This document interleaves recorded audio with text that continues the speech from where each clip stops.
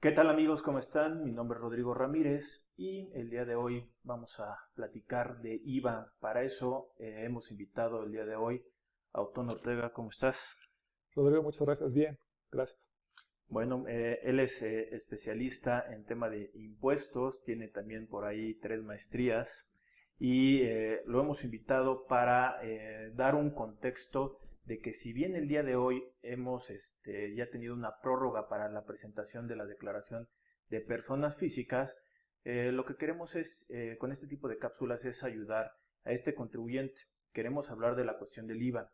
En estos meses que estamos en cuarentena y que se vecinan todavía más hacia adelante, en una cuestión de necesidad de contener o de guardar la cuestión de los flujos, una de las estrategias que se pueden incorporar es la recuperación de los IVAs, independientemente de que la autoridad lo pueda estar regresando o no, pero el IVA nos corresponde para poder ver y hacer un análisis de la cuestión de ese flujo que sería necesario para los próximos meses. Otón, ¿cómo determinamos el IVA? Mira, bien, Rodrigo. El IVA se determina aplicando la tasa 16,80% al valor de los actos o actividades que señala la ley del impuesto al valor agregado. Estos actos pues son la enajenación de bienes, prestación de servicios, el otorgamiento del uso o goce temporal de bienes. Ok, yo ahí haciendo un pequeño paréntesis, estamos hablando que la tasa generalizada es la del 16 Sí, y hay unos ciertos artículos, servicios o en este caso la exportación que se podrían ir a la tasa del 0%. así es. Digamos que realmente son las dos tasas que se puedan utilizar. Sí, Por el que estás comentando que la del 8%, que realmente no existe la del 8, la utilizamos hasta para la emisión de los comprobantes, pero esta es una facilidad que es un estímulo que se le da a la así región es. fronteriza norte, que ha entrado en vigor a partir de 2019 y que ya lo estamos utilizando, el que es una disminución del 50% de la tasa generalizada del 16%, ¿no? Es correcto, Rodrigo. Entonces, continuando con la idea, aplicas la tasa al valor de los actos. En el momento en que se hace la aplicación de esa tasa, se traslada el impuesto.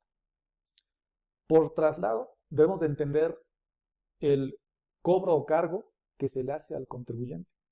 Por cobro se consideran cuando se recibe efectivo, bienes, servicios o cuando el interés del acreedor queda satisfecho.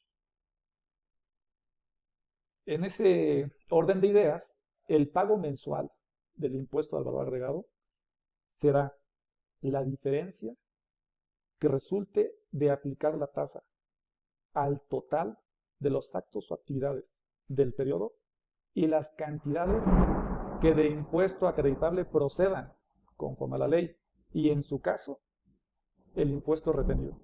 Ok, un poquito una recapitulación. Estaríamos hablando que el IVA lo termina pagando el consumidor final de acuerdo a la mecánica que está diciendo. Sí, Yo pago bienes, servicios, el tema de importación, yo tengo que enterar la cuestión del IVA.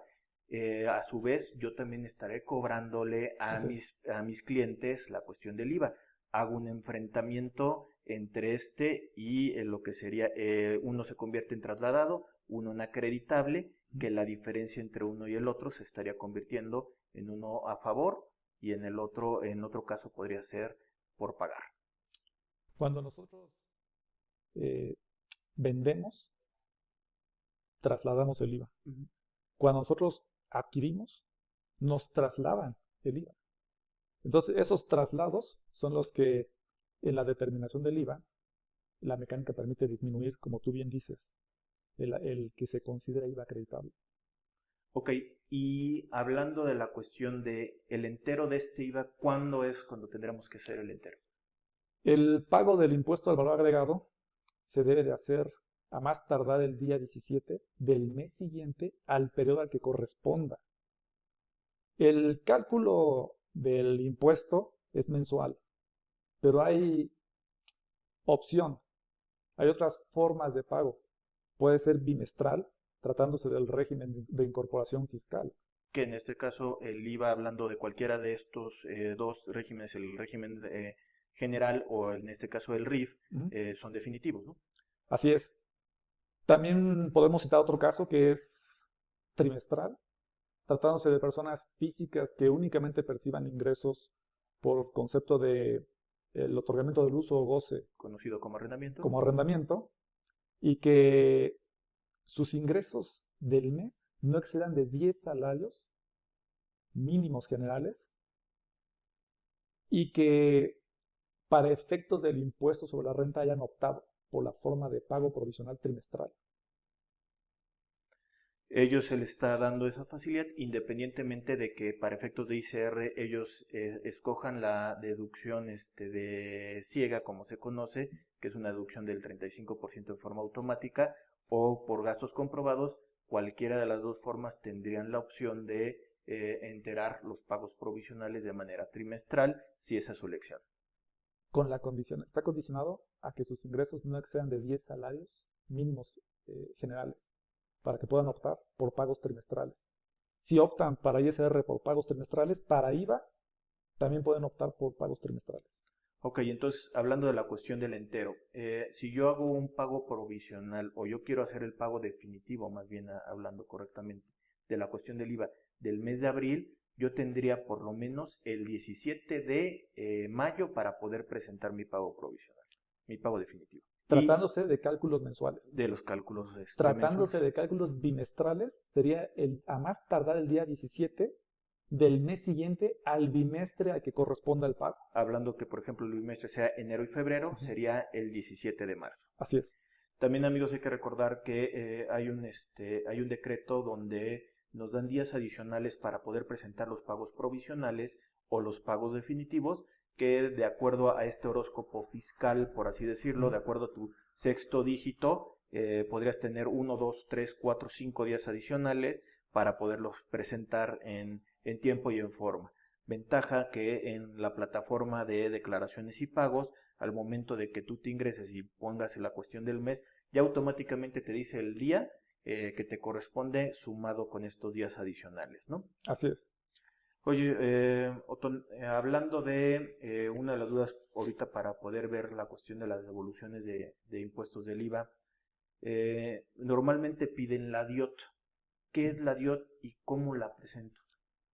La DIOT es la Declaración Informativa de Operaciones con Terceros y consiste en proporcionar mensualmente a través del portal del SAT información de manera individualizada de los pagos, retenciones, acreditamiento y traslado de operaciones con proveedores. Estamos hablando que si son de mis proveedores, digamos que es para amarrar mi IVA acreditable, el que yo puedo disminuirme de esa comparación entre mi impuesto traslado y el acreditable, ¿no? Como un objetivo, sí. Y la declaración persigue otro objetivo, que es hasta cierto punto una manera de fiscalizar, porque también se debe de informar de los pagos hechos a proveedores que son considerados no deducibles para el impuesto sobre la renta. Y si no son deducibles para ISR, no son acreditables para IVA. Al no ser acreditables, se deben de informar. Entonces, cuando se informan, lo que hacemos es pues, realmente proporcionar a la autoridad el total de las operaciones que efectivamente se pagaron por el periodo que se declara. Por eso digamos que se llamaría la DIOT, que sería Declaración Informativa de Operaciones con Terceros, ¿no? Así es. ¿Hay alguna exención para no presentar la cuestión de la DIOT? Sí, pueden estar relevados de esta obligación las personas físicas que tributen en el régimen de actividad empresarial y profesional y que tributen en el régimen del otorgamiento del uso o goce temporal de bienes inmuebles, siempre y cuando sus ingresos no excedan de 4 millones de pesos en el ejercicio inmediato anterior. Y eso estamos hablando que está soportado por una regla miscelánea, que hablando de las reglas misceláneas es importante que las estemos cuidando, porque esta regla que comentas, en años pasados me decía que tenía que incorporarme a un sistema que se llamaba Mi Contabilidad, y que el día de hoy realmente no existe, sino que te la dejan la regla abierta ya nada más a la cuestión de los ingresos, y también te da hasta la facilidad de que estando abajo de este ingreso que comentas, de no presentar contabilidad electrónica, que creo que es una simplificación para contribuyentes menores, ¿no? Así es, Rodrigo. Y también por la cuestión del RIF, que hace ratito también lo platicabas, al utilizar por obligación el programa de mis cuentas, al final de cuentas ahí estarían declarando todo y no habría Están relevados. Están relevados de presentar la cuestión de la DIOT. Así es. ¿De qué más me serviría para ver la presentación de la DIOT?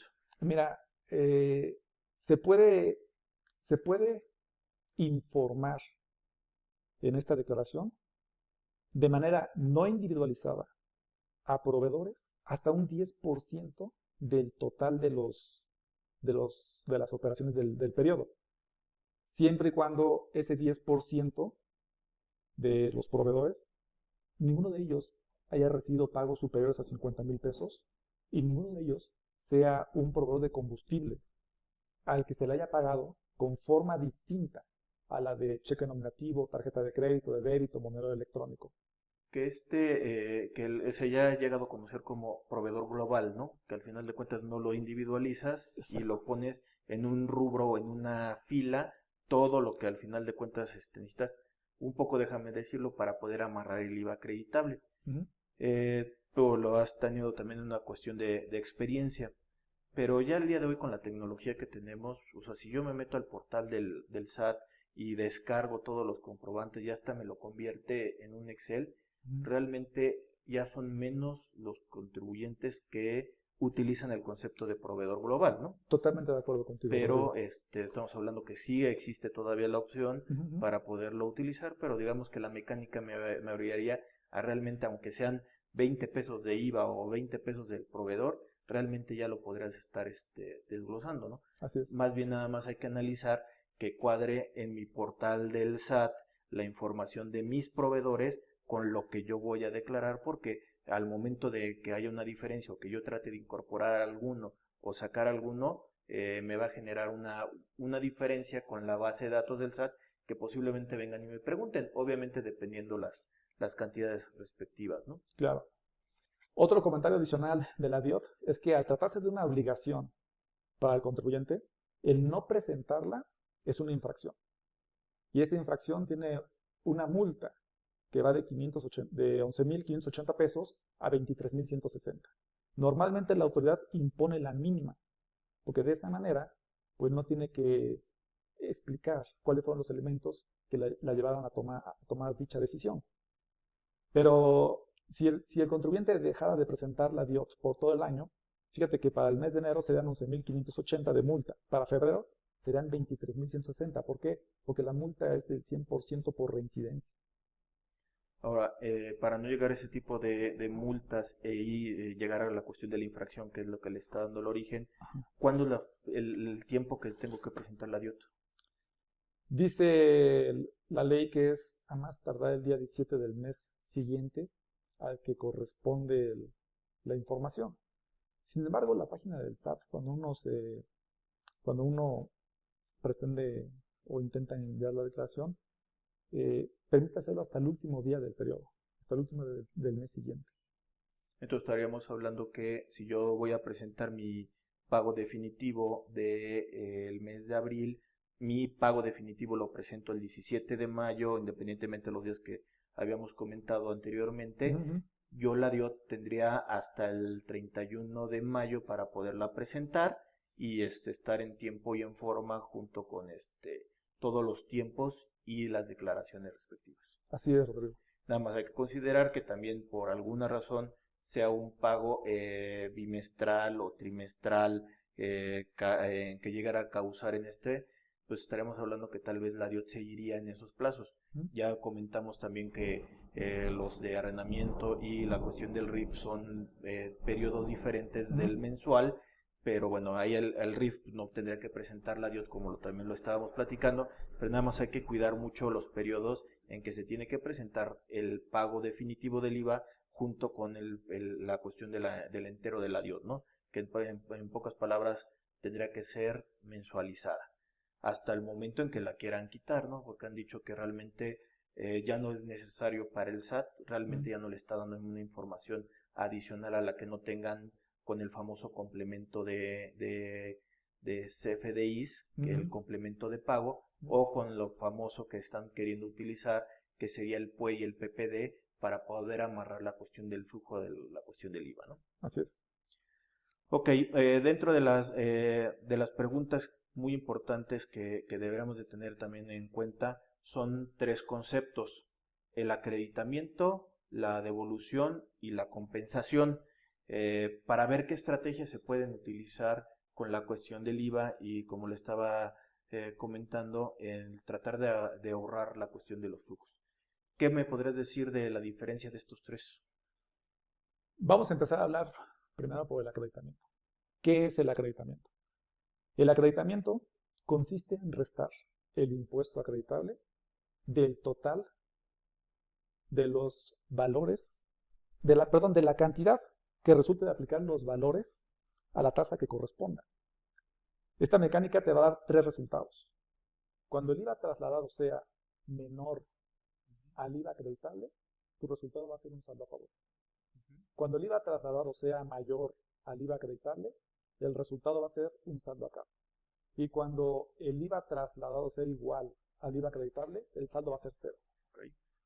Ahora bien, el artículo 6º de la ley del IVA dice que cuando en el cálculo del mes se obtenga saldo a favor, el contribuyente podrá acreditarlo en los meses siguientes hasta agotarlo. ¿Qué significa esto, Rodrigo? Que en la mecánica del cálculo tú vas a aplicar el acreditamiento, si es que lo necesitabas, de saldos a favor de meses anteriores para llegar al resultado del cálculo de ese mes. Ok, entonces estamos hablando que la cuestión del acreditamiento es la diferencia de lo que yo estoy pagando a mis proveedores contra el traslado, y que me va a salir como un saldo hacia adelante que yo voy a poder utilizar en otros pagos definitivos. Así es, Rodrigo. Y aquí podría surgir la duda respecto a, oye, si yo en pagos posteriores aplico más bien acredito el saldo a favor de periodos anteriores, ¿lo podría actualizar? La respuesta es no. La respuesta es el acreditamiento de saldo a favor de IVA de meses anteriores se aplica el monto histórico. ¿Por qué? Porque la ley del IVA no considera 2 elementos: el periodo para la actualización y la determinación del factor de actualización. Y si quisiéramos de manera supletoria asistir al Código Fiscal de la Federación, dice el artículo 17A en su 4º párrafo que la cantidad actualizada no es acreditable. Ok, entonces estamos hablando que el remanente, o lo que yo tenga como un tema de saldo a favor y que la ley me lo permite como un acreditamiento, no va a poder ser actualizable. No. Y en ese caso lo puedo utilizar hasta agotarlo, sin que se me pierda la posibilidad del acreditamiento. Yo soy de la idea de que cuando la ley te dice que puedes acreditarlo en los meses posteriores hasta agotarlo, no prescribe. En la lógica de que el contribuyente, cuando optó por el acreditamiento, ya no puede solicitar la devolución de un remanente, sino que su única manera o su única vía para recuperar el total del impuesto pagado en exceso es seguir acreditando.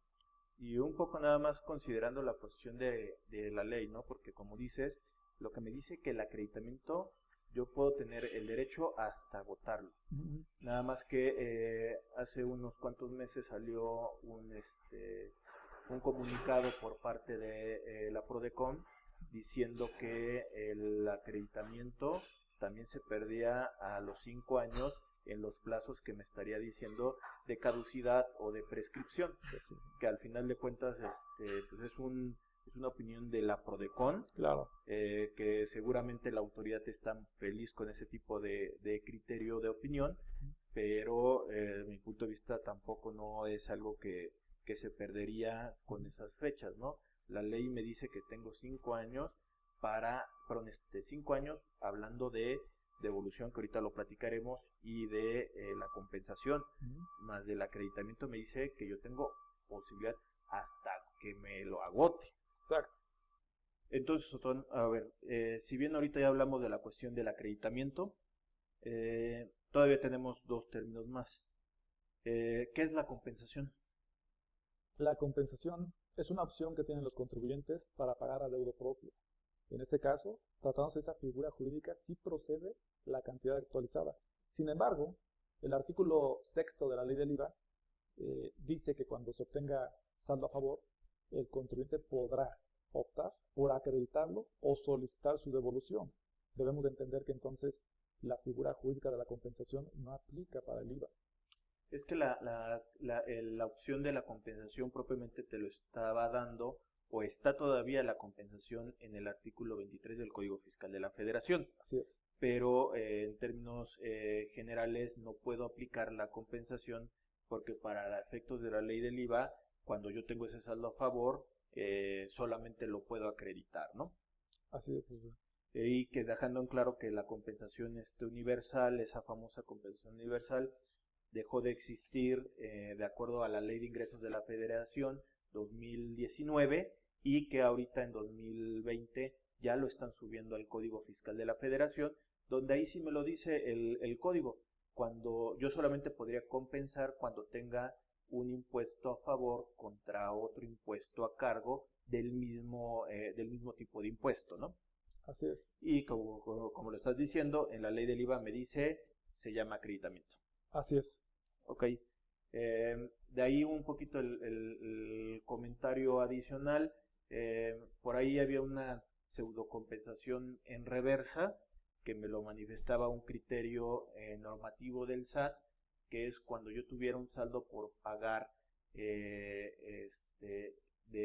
por ejemplo, de febrero y me daba un saldo a favor en el mes de octubre, yo podía utilizar ese saldo a favor compensándomelo con el mes de febrero, obviamente con actualización y recargos para no deteriorar un poco la cuestión de ese impuesto, pero al eliminarse el criterio también el año pasado, nos deja ahí la cierta incertidumbre de que ya no existe realmente una compensación hablando del impuesto, del IVA, pero bueno, hay que ver un poquito el análisis un poco más a fondo cuando queremos hacer una pseudo compensación o un acreditamiento hacia atrás. Así es. Ok, y el tercer rubro entonces, ¿qué es la devolución? La devolución es pues la opción que tiene el contribuyente derivado de la mecánica del artículo 6 donde dice que el contribuyente podrá optar por compensar o solicitar la devolución del saldo a favor de IVA. Cuando se solicite la devolución, debe ser por el total de la cantidad. Tenemos 2 temas respecto a cómo quedó la compensación hasta el 31 de diciembre de 2018, ¿no? Porque hay contribuyentes, o habemos contribuyentes que atrás de 31 de diciembre de 2018 declaramos el IVA y optamos por compensar el saldo a favor. Ese es un caso. Otro caso es que tengamos remanentes de saldos a favor de IVA compensados. ¿Qué sucede con esas cantidades? Se solicitan en devolución. Bueno, estamos hablando que es por tema transitorio entre el cambio de este nuevo gobierno y un poco, no puedo decir del Código Fiscal de la Federación porque el código se está cambiando hasta el 20.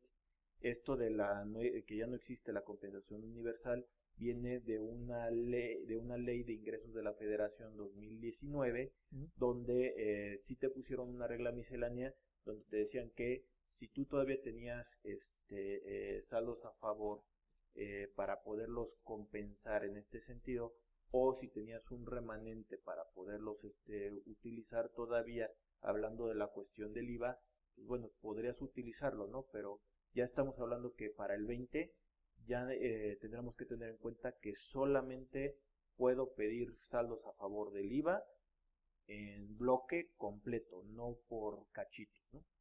Así es. ¿Esta devolución se actualiza? Sí procede la actualización. se presenta el aviso de solicitud de devolución de saldo a favor de IVA a través de la página del SAT, del portal de la autoridad. La autoridad tiene un plazo de, si no mal recuerdo, 40 días hábiles 40 días para regresar la cantidad. Dentro de este periodo, dentro de los primeros 20 días, la autoridad puede solicitar documentación e información al contribuyente. El contribuyente tendrá el mismo tiempo, otros 20 días, para contestar. En caso de que el contribuyente no proporcione la documentación y la información, entonces la autoridad lo va a considerar como que se desistió de la solicitud de devolución. En el entendido de que sí proporciona información y documentación, entonces la autoridad puede requerir al contribuyente para solicitarle más documentación. En este segundo plazo son 10 días, el contribuyente tiene 10 días más para atender, y derivado de la revisión de la autoridad puede devolver un monto menor al solicitado por el contribuyente. Ok, hablando un poquito en la idea de, yo voy a presentar ese aviso de solicitud de devolución. Sí. Al presentarlo, ¿qué me pedirían como un tema de anexos para poder presentar la devolución? Varios anexos, entre ellos la integración del saldo a favor. Que propiamente podemos utilizar el mismo papel de trabajo de la DIOT. Así es. ¿Qué otro nos estarían pidiendo? La determinación del impuesto del mes. Que esos son los papeles de trabajo en un Excel. Al momento de presentar el pago definitivo del IVA, pues ya lo tenemos un poco ahí amarrado ese, ¿no? Claro, claro. Y pues a lo mejor alguna información como pues la clave interbancaria, el nombre del banco, entre otros anexos. Que ese al final de cuentas también lo podrías, si me lo llegaran a solicitar, en una cuestión de hacer un escaneo, se sube por medio de la plataforma del buzón tributario, ¿no? Así es. Ahí al final de cuentas también podría yo ver el alcance del avance de esta devolución y también la comunicación, como está diciendo, si me llega a pedir información adicional a la autoridad, también podría ser por el canal, o debería de ser el canal, el buzón tributario. Es correcto. ¿Cuál sería el procedimiento? Que sería, me llega una notificación a mi correo diciendo, tienes un mensaje de tu interés, tengo que abrir el buzón tributario, voy al buzón tributario y ahí dentro de los mensajes o de los requerimientos, dependiendo cuál es la opción que está haciendo la autoridad, ser una comunicación oficial debería de ser un requerimiento de información adicional y, como dices, tendría el plazo para poderlo presentar, ¿no? Así es. También me llega por ahí algún tema de una compulsa, ¿no? Cuando alguien está solicitando un saldo a favor del IVA, me vienen y me preguntan a mí, yo como el proveedor de ellos, ¿no? Sí, se puede dar. ¿Qué otras cuestiones tendrá que tener en cuenta para presentar la cuestión de la devolución? Pues tratándose de grandes contribuyentes, ellos tienen que llenar el formato 3241, los anexos, pero con el 3241. Los demás contribuyentes ocupamos el FED, que es el formato electrónico de devoluciones, en ambos casos a través del portal del SAT, y pues prácticamente eso sería. ¿Qué pasa si ya pasaron de esos 40 días y no ha habido información adicional que me haya pedido la autoridad y en determinado momento que me la pidieron yo la entregué? Digamos que está en proceso, pero en 40 días no me lo ha devuelto. Habría que hacer el cómputo del plazo, porque se interrumpe ese plazo de los 40 días. Suponiendo que ese plazo, ya haciendo el conteo de los días, haya fenecido, entonces se debe considerar que la autoridad negó la devolución. Y si le está negando, ¿qué elementos puedo tener yo? Porque yo sí tengo mis estados de cuentas, hice los pagos, tengo el derecho del saldo a favor, pero siento, y ese es mi sentir, que la autoridad no me quiere devolver nada. Claro, claro. Interponer un medio de defensa. Antes del medio de defensa podemos tener que pueden ser algún recurso administrativo. Sí, claro. Seguramente al ser la misma autoridad podría ser que me la esté rechazando, ¿no? Es probable. O que me la niegue, ¿no? Es probable. Podría también ir a la PRODECON. Sí. Que sería un recurso de queja en la cual me le estaría obligando la PRODECON al SAT a ver por qué razón no me estás devolviendo. Así es. Y si no, ya serían los medios de defensa, como cuál medio de defensa jurisdiccional. Juicio contencioso. Juicio contencioso. administrativo de fondo o normal. En este momento no sé, no puedo decirte cuál.